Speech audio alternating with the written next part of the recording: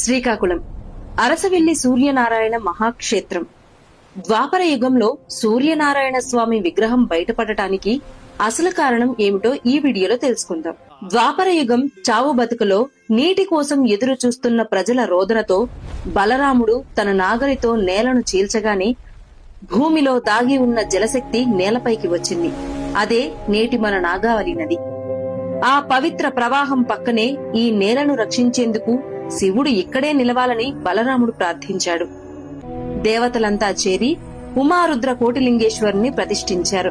ఈ మహా కార్యానికి సాయంత్రం ఏకాంత సమయానికి చేరుకున్న ఇంద్రుడు శివపార్వతుల దర్శనం కోరగా నంది అతన్ని అడ్డుకున్నాడు. అవమానంతో మండిపోయిన ఇంద్రుడు దూసుకెళ్లగా నంది ఒక్క కొమ్ముతో అతన్ని ఆకాశంలోకి విసిరేశాడు. ఇంద్రుడు రక్తమోడుతూ నేలపై కూలిపోయాడు.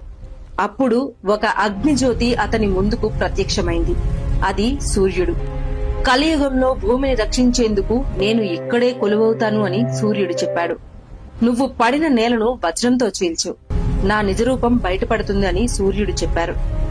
ఇంద్రుడు వజ్రాయుధంతో నేలను కొట్టగానే భూమి హృదయం పగిలిపోయింది. అందులోంచి వెలిగింది దివ్యమైన అరుణశిలతో స్వయంభూ సూర్యనారాయణ స్వామి.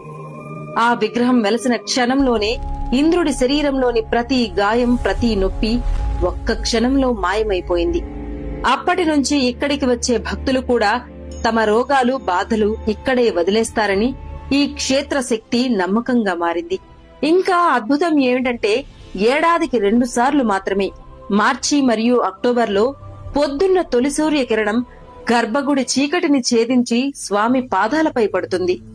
అక్కడి నుంచి శిరస్సు వరకు తనను తానే స్పృశించి మరలా తన శక్తిని తేజోవంతం చేసుకుంటుంది. ఇది నిర్మాణం కాదు, సూర్యుడు తనే తన రూపాన్ని తాకే క్షణం.